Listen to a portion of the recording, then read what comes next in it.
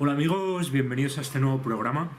Hoy me gustaría hablar un poco de lo que está pasando en España y todo este furor de la manada y eso, pero desde la distancia, ¿no? Como intento hacer cada vez más, ¿no? Porque después de haberme ocupado de algunos casos más en detalle, digamos que al final acaba todo... es más interesante verlo desde la distancia, ¿no?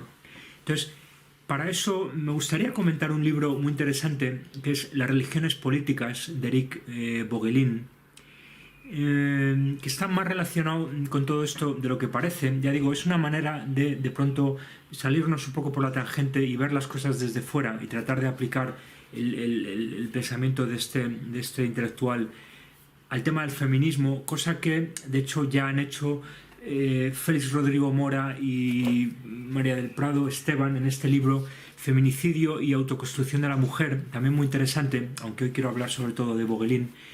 Pero en el libro de feminicidio ellos utilizan, aunque no lo hacen explícito, la referencia a Voegelin, yo creo que está implícita, ¿no?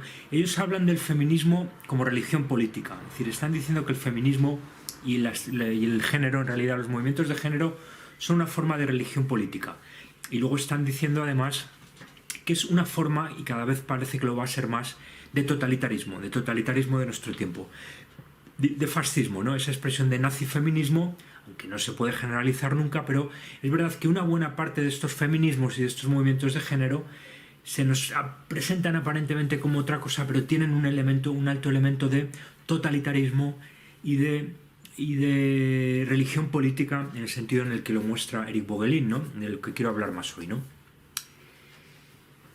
En realidad es de lo que hablamos siempre, es un mecanismo de programación mental mediante trauma blanda con intermediarios que son programados duros, etc. Todo lo que hablamos siempre, pero hoy nos gustaría salirnos un poco de ese discurso que es más el nuestro para, bueno, ver hasta qué punto nos puede aportar esta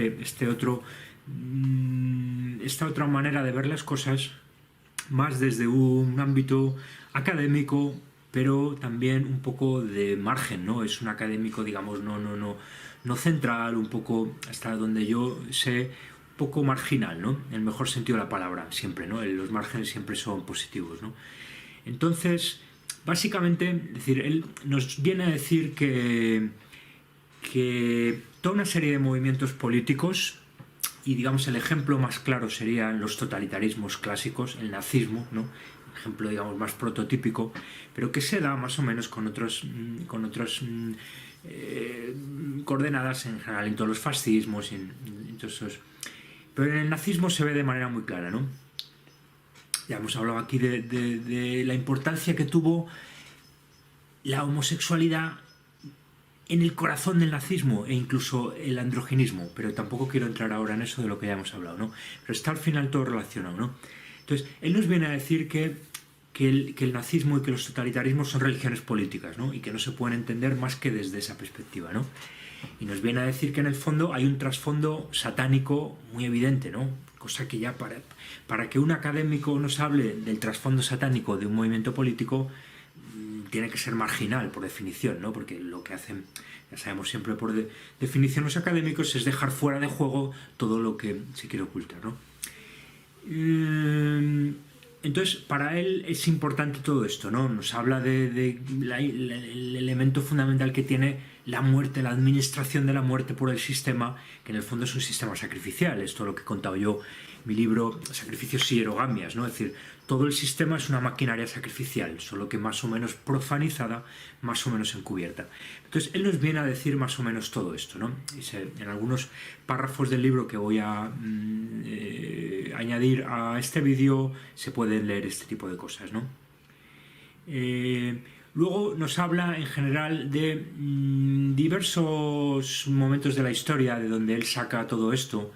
Y curiosamente nos vuelve a hablar de Egipto, ¿no? Siempre estamos diciendo la importancia que tiene Egipto, ¿no? Para este nos lo decía Kurt Barker, recientemente lo hemos comentado, en Canibalismo, Bebida de Sangre y Satanismo de altas iniciaciones, satanismo de alto nivel, nos venía a decir eso, ¿no? Que en el fondo para el nuevo orden mundial el modelo es el antiguo Egipto, todo lo que nos están vendiendo de la democracia griega, etcétera, que en el fondo no se parece en nada a lo de hoy, porque ni aquello era una democracia, tenían esclavos, etcétera, era una escala urbana que no se parece en nada, y a la de hoy, que tampoco son democracias. Es decir, es toda una... es propaganda, los profesores hablando siempre de la democracia griega.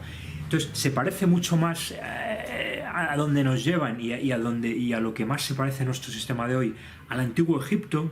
Y precisamente Vogelin lo dice al hablar de, o más bien Vogelin, se pronunciaría Vogelin o algo así, al imperio egipcio, ¿no?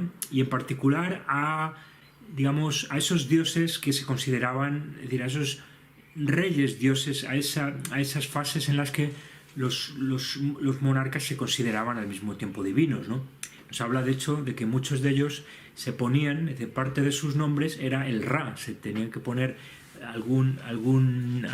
en parte de su nombre aparecía el Ra porque aludía de alguna manera a ser el hijo de Ra, ¿no? Evidentemente de ahí toma luego el cristianismo el modelo, que el Imperio Romano también en cierta manera hay una divinización de los emperadores, pero también la retoman de Egipto, ¿no? Pero curiosamente lo del Ra lo encontramos en el mismo Rajoy, ¿no? Lo cual parece que tampoco es una casualidad. De hecho, en inglés sería el goce de Ra, lo cual es bastante simbólico para aquel que comprenda en qué consiste el poder religión. Él lo que nos viene a decir Vogelin es que hay... Él nos habla como de religiones supramundanas, que serían las religiones tal como se entienden normalmente, las religiones monoteístas, trascendentalistas, y religiones inframundanas, ¿no? Que sería un poco también esa noción de la que nos habló Walter Benjamin de la inmanencia, la trascendencia de Dios ha caído, decía Walter Benjamin en El capitalismo como religión, ¿no? La trascendencia de Dios ha caído, ¿no? Vogelin nos habla de una especie de inmanentización, ¿no? Inmanentización del elemento religioso, donde de pronto lo político se convierte en religioso, ¿no? Yo creo que esto es clave. Yo siempre hablo de poder-religión. Yo nunca distingo política y religión porque son dos cosas, son dos caras de la misma moneda, ¿no? Y ha sido, digamos, una estrategia donde precisamente los religiosos se han escondido detrás de los políticos, primero detrás de los reyes y luego detrás de la política, para seguir trabajando en un orden que es esencialmente religioso, ¿no? Esto es lo que es fundamental entender, ¿no? Es esencialmente satánico, evidentemente, porque en el centro está la sangre y siempre y todo es... trabajan con la sangre, pero es religioso, ¿no? Por eso, al final, muchos de los movimientos y el género y el feminismo de hoy es eso, son movimientos cargados de religiosidad. Evidentemente no nos van a hablar de este elemento religioso todas, sobre todo mujeres ideólogas del género y toda la gente lavada del cerebro por el feminismo, que lo van a plantear como lógica digamos, de continuación del marxismo, del progresismo y de toda esa transición desde las ideas de igualdad socioeconómica a igualdad de género, etcétera, ¿no? Que en definitiva es la igualdad transhumanista con el robot, ¿no? Y también con el animal, es decir, por lo tanto con el ganado y con la mercancía, ¿no? Pero tampoco quiero ahora detenerme en eso, ¿no? Que son temas que estoy manejando ya en mi próximo libro, Androgenización y Heteroarcado, sobre todas esas vinculaciones, ¿no? Pero sobre todo, entonces, Vogelin nos dice que estas religiones políticas también se le podrían denominar movimientos gnósticos de masas, ¿no? Por tanto, él da mucha importancia aquí al gnosticismo. Para él todo esto es gnóstico. De hecho, él nos dice que todo el pensamiento alemán filosófico de los últimos 3 siglos, ¿no? Hegel, que sabemos Hegel, Marx, la importancia que ha tenido todo ese pensamiento de la filosofía alemana, del idealismo alemán en el marxismo, el progresismo. Nos dice que todo eso es gnóstico, todo eso es gnosticismo, y no lo vamos a entender más que desde esta lógica del gnosticismo, ¿no? Entonces, para él la clave de este gnosticismo es un poco la idea que está expresada muy bien en el judaísmo, ¿no? La idea del la idea de una situación de éxodo, una situación de huida, una situación de estar fuera de casa, de estar en malas condiciones y por lo tanto buscar la tierra prometida, ¿no? Buscar la tierra prometida, que en el fondo eso sabemos que está en el corazón del marxismo, porque se trata de, y en el corazón en realidad de todo este pensamiento utópico que es muy importante en el marxismo, ¿no? Las utopías, desde la República de Platón a la utopía de Tomás More, la Ciudad del Sol de Tomás Campanella, y el marxismo en definitiva, que es una utopía, ¿no? Creemos pero entonces es esta idea de estar en una situación jodida, en una situación de crisis, en una situación mala, y buscar una escapatoria desde la idea, desde el espíritu, desde el plan, desde el intelectual, que lógicamente te ha colocado la idea ahí como señuelo, ¿no? Es decir, esto ya nos muestra hasta qué punto es importante, digamos, cómo todo esto es una dominación del cuerpo desde el espíritu, o dicho de otra manera, una recuperación de la masa, una recuperación del movimiento social desde una élite y desde una agenda. Por eso es tan importante, ¿no? Y por eso es tan importante que sea religioso, ¿no? Y sea una especie de neopaganismo, donde hay que volver a mover a las masas buscando un ideal, pero que es proporcionado sistemáticamente por esos intelectuales trabajando para el poder, ¿no? Eso es el feminismo hoy, ¿no? Feminismo reaccionario controlado desde las élites para recuperar feminismo y género, es lo mismo. Feminismo y género están muy cerca lo uno del otro como movimientos reaccionarios de cierto que podría haber otra noción de género más subversiva y que en un momento dado puede ser interesante. Nosotros no estamos en contra del elemento transgresor, es muy importante el elemento transgresor. El problema es que el elemento transgresor deja de serlo cuando se convierte en norma, que es lo que están haciendo. Es decir, cuando al final, con todos los respetos, pero el matrimonio se casa y el matrimonio gay, no sé si me explico, ¿no? Es decir, es que es la inversión, pero que en el fondo es la inversión lógica del transhumanismo, porque la inversión el transhumanismo es una inversión y una, digamos, normalización de la transgresión y un cambio de paradigma brutal de la humanidad, ¿no?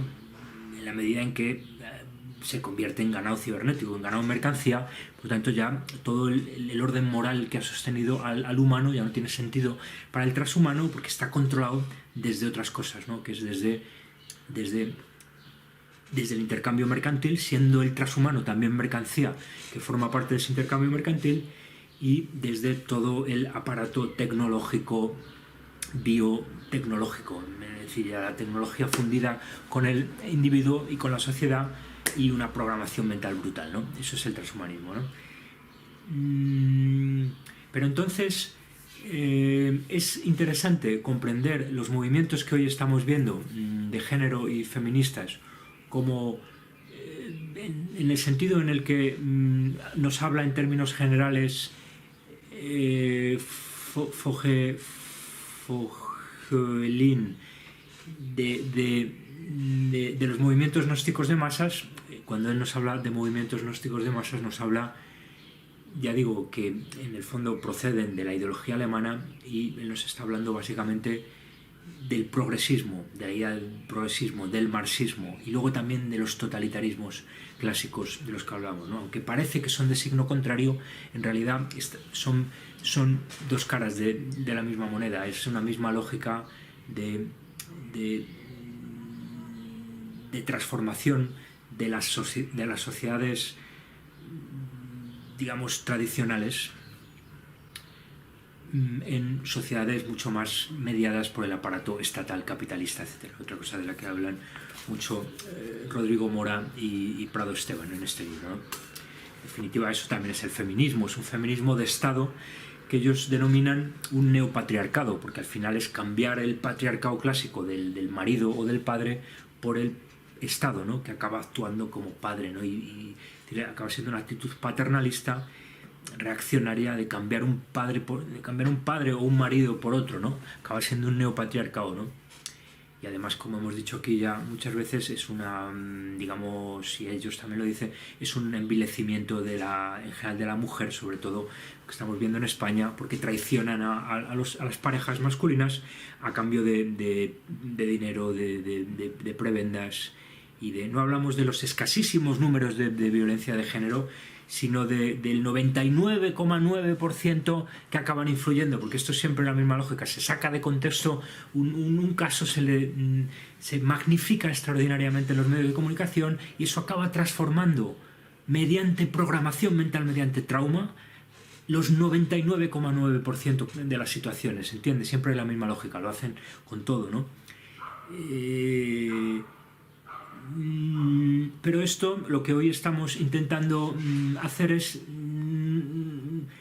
ya hemos dicho que esto es programación mental mediante trauma, lo que estamos intentando es manejarlo desde otra, digamos, desde otro universo conceptual, que es el de Fogelin, de una religión política, ¿no? Y de un movimiento gnóstico de masas, ¿no?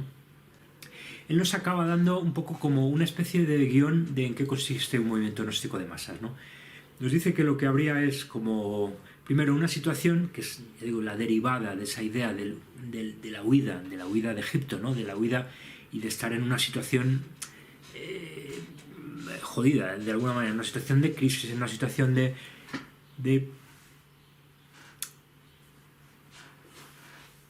privación, de abstinencia, porque es que todo es muy ritual, ¿no? Es decir, yo creo que en gran parte el judaísmo es una especie de fabricación, ¿no? En gran parte es una fabricación, ¿no? Y se han inspirado, es decir, yo creo que la lógica para entender el judaísmo es una extensión, digamos, es una religión de masas, pero que está como a medio camino entre la sociedad iniciática y la religión de masas. Es decir, está claro que los judíos tenían que jugar un papel como articuladores del poder real en la sombra cristiano-católico, y las masas, hoy muy seculares, una especie de clase de iniciados, ¿no? Esos son los judíos, ¿no? Juegan un papel muy importante. Y ya lo vemos aquí, ¿no? La idea del gnosticismo es la misma, y no es casualidad que muchos de estos judíos hayan sido los intelectuales que han elaborado estas religiones políticas, estos movimientos gnósticos de masas, ¿no? Marx es el mejor ejemplo, pero hay otros muchos, ¿no? Entonces, esa idea de desde una situación complicada, de crisis, buscar una escapatoria, pero en la agenda, en el plan, en la idea, ¿no? Esa idea de que el sistema, digamos, hay un cierto mal en el sistema y hay que localizar ese mal, ¿no? Evidentemente ahí luego entra la manipulación para decirnos que los malos son los terroristas, el cambio climático, el hombre o los 5 de la manada, ¿no? Siempre hay una lógica de identificación de ese mal, porque es una mecánica sacrificial en la que hay que colocar en el escenario al bueno y al malo, a la víctima y al verdugo, siempre esa lógica, ¿no? Pero lo importante entonces es que esa masa que está observando ese espectáculo sacrificial esté en malas condiciones, esté en una situación de crisis. Por eso hay que fabricar antes la crisis. Ahí tiene que haber una crisis económica fabricada para después venir con esto, ¿no? Evidentemente, ¿no? Y entonces al final es la misma lógica del problema, reacción, solución, es la misma lógica exactamente, ¿no? Porque aquí Vogelin nos lo muestra de otra manera, ¿no? El sistema está mal organizado y hemos identificado ya perfectamente cuál es el mal, ¿vale? Evidentemente todo es una manipulación. Y entonces también tenemos la solución, ¿no? Como ya hemos identificado cuál es el mal, el sistema está mal organizado, hay que transformar el mal con la idea que nos ha dado el intelectual de turno, que en realidad era lo primero de todo. Lo primero de todo era una agenda que luego nos lo venden como solución, ¿no? Es decir, acaba siendo la misma lógica, ¿no? Y así básicamente están trabajando, pero en realidad a todos los niveles, ¿no? Lo estamos viendo con todo, ¿no? Con el terrorismo, con el control de armas en Estados Unidos, con el género y el feminismo es particularmente evidente, porque de alguna manera todo esto, como decimos, opera como programación mental. Ya decimos que el gnosticismo viene a ser eso, ¿no? Viene a ser buscar la escapatoria de una idea ante una situación de crisis de la realidad, ¿no? Que es en el fondo la misma idea de la utopía, ¿no? La utopía como escapatoria, porque en realidad es como la huida. ¿Se entiende cómo está todo esto vinculado? La utopía como escapatoria, como ideal al que tenemos que acceder para escapar de una realidad que es demasiado traumática, ¿no? Pero en realidad esto es lo mismo que la programación mental mediante trauma, es decir, es la misma idea de compartimentalizar la situación traumática, no ser consciente en el fondo de hasta qué punto es tu propio trauma, es decir, tiene que ver con tu propia realidad el elemento traumático. Al contrario, encontrar un malo al que se le hace responsable de tu problema y tienes una idea, una agenda, un plan al que agarrarte altamente utópico. Pero eso es el género, en realidad. Es decir, frente a la realidad de las relaciones heterosexuales hay la ficción, en buena medida presentada como aparente realidad por los grandes medios de masas, que vuelven a operar de una manera absolutamente religiosa, ¿no? Es decir, todo Hollywood hoy está controlado por todas estas logias y en última instancia por el Vaticano y por decir, pues es que aparentan lo contrario porque juegan a las dos bandas, ¿no? Defienden a la familia cristiana por abajo y defienden al andrógeno por arriba, ¿no? Y para controlar todo el espectro, no solo todo el espectro de posiciones, sino también, digamos, todo el espectro de transformación del sistema desde lo más, digamos, conservador hacia lo más progresista. ¿Se entiende? Esa flecha, ¿no?, de transformación del sistema, que en el fondo es la pirámide Illuminati que confluye en el transhumano andrógino. Entonces, yo creo que con esto básicamente vamos concluyendo, ¿no? Yo creo que esto que nos cuenta Vogelin es interesante, ¿no? Esta idea de que el feminismo y el género es un movimiento gnóstico de masas donde está, digamos, implícita toda esta estructura que hemos mostrado aquí, ¿no?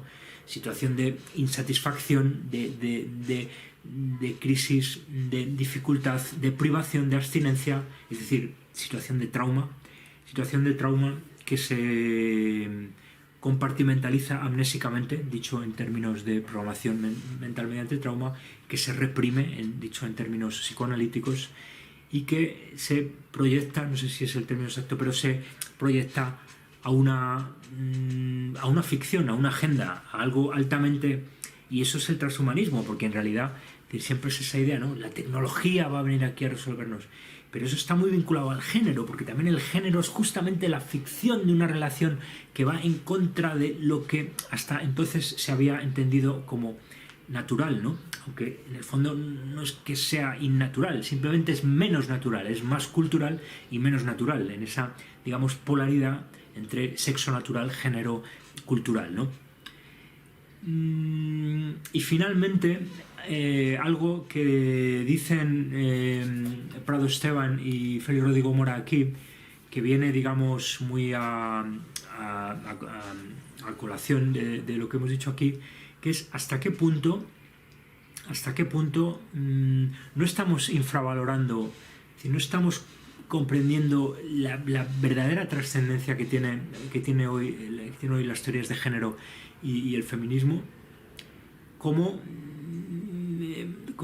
verdadero totalitarismo de 2.0, ¿no? Es decir, un poco en esta línea de la que estamos hablando aquí, ¿no? Ellos nos dicen, ¿no? Prado Esteban y Félix Rodrigo Mora, tal como se está montando hoy todo esto, se están sentando las bases para que muy pronto, y más pronto de lo que imaginamos, nos dicen ellos, en una situación de crisis, todos estos movimientos feministas de género acaben funcionando como el nazismo. ¿Se entiende la lógica? Como, de alguna manera, cobertura ideológica a todos los niveles, pero también ciertos movimientos más radicales como movimientos para policiales o paramilitares. ¿Se entiende la lógica? Es decir, como camisas marrones y camisas negras, ¿no? Es decir, y lo digo desde Berlín, ¿no? Es decir, la idea un poco es que este gran lavado de cerebro colectivo, esta gran programación mental mediante trauma, que es el género y el feminismo, donde acabamos movimiento enormemente ficticio, enormemente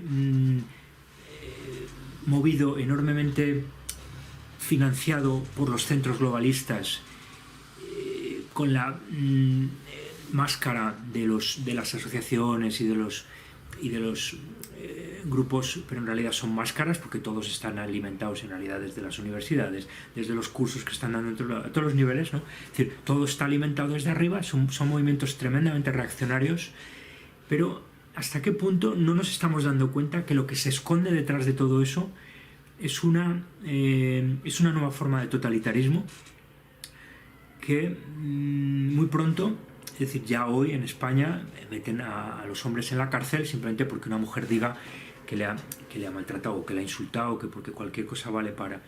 Y sabemos que hay muchas denuncias falsas, o sea, sabemos que es una ley totalitaria, no es una ley de excepción que está no solo destrozando a muchas familias, eso, sino en particular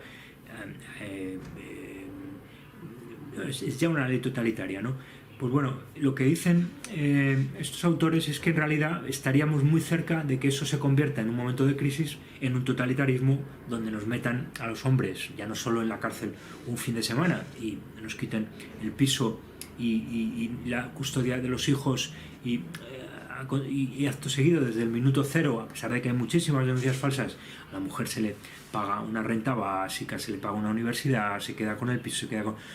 todo desde el minuto cero. ¿Hasta qué punto todo eso ya son, digamos, es el germen de un Estado totalitario de corte feminista de género, ¿no? Fijaros que parece extraño, ¿no? Porque como todo esto es una guerra al mismo tiempo ideológica y psicológica, nos están como vendiendo lo contrario, ¿no? Que ellos son las víctimas y la sociedad es... Siempre nos están vendiendo esa imagen, ¿no? La sociedad reprime terriblemente a los débiles y eso, ¿no?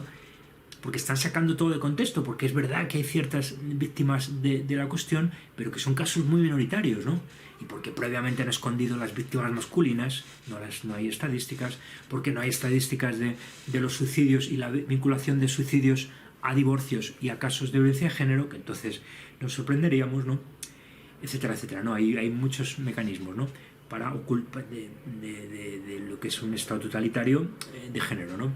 Entonces, yo creo que dejo eso ahí, ¿no? Yo creo que estamos entrando en esa lógica, ¿no? En la de una especie de nazismo-feminismo que al mismo tiempo, ya digo, es una gran operación de lavado de cerebro y que, de hecho, remite a todo lo que hemos hablado aquí, ¿no? Es un movimiento gnóstico de masas y...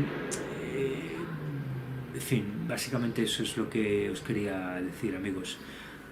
Muchas gracias por vuestra atención y vuestro interés y hasta la próxima.